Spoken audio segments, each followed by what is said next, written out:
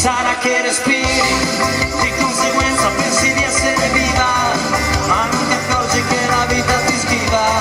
Se stai all'ombra chi vorresti sembrare, imitare, rimane. Sarà che respiri, hai mai provato che cambiare canale? Io penso che in Sardegna ci sia un livello qualitativo musicale molto alto, perché c'è un livello creativo comunque di spessore. In più abbiamo una cultura che comunque dà modo di sviluppare molto una musica, è una lingua che permette anche al musicista stesso, è una lingua molto musicale il sardo, quindi abbiamo anche questo vantaggio in più.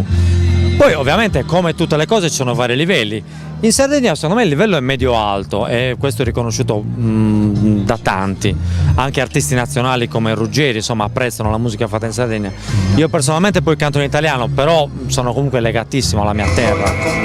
E stasera cambiati anche i vestiti, lascia quelli oramai sono sgualciti. Senti tra i tuoi sensi se c'è vita oppure no. La presenza di artisti nazionali importanti come Enrico Ruggeri, come tanti altri cantautori che vengono annualmente in Sardegna, secondo me è importante, perché comunque da loro chiunque fa musica deve comunque apprendere a avere dei punti di riferimento, e i cantautori italiani secondo me hanno un passo avanti rispetto a tanti altri, rispetto a altre culture musicali anche europee.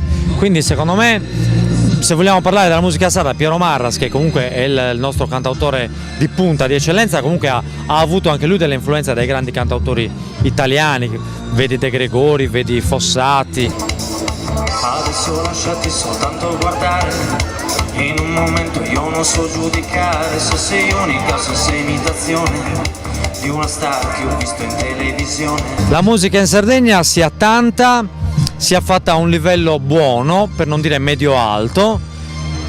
Poi se vogliamo approfondire il discorso, c'è la quantità va a discapito della qualità, nel senso che troppo spesso vedo gente che approccia al sardo pur non avendo le competenze culturali, e quindi questo va un po' ovviamente a diminuire quello che è il livello, però sono casi, grazie al cielo, limitati e di nicchia. Quindi io per il resto, da esponente della musica sarda, pur non cantando in sardo, non posso far altro che portare la bandiera dei quattro muri sempre appresso.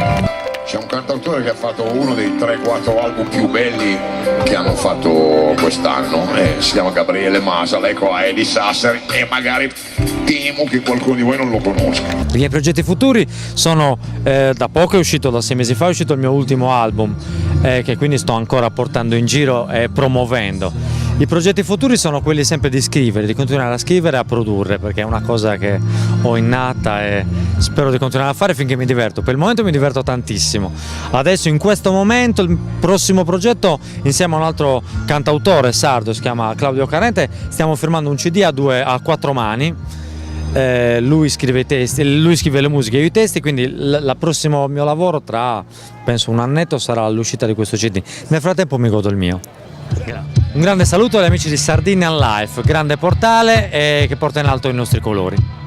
Sarà che respiri e in qualche modo sei già un'altra persona, un nuovo trucco cerdevo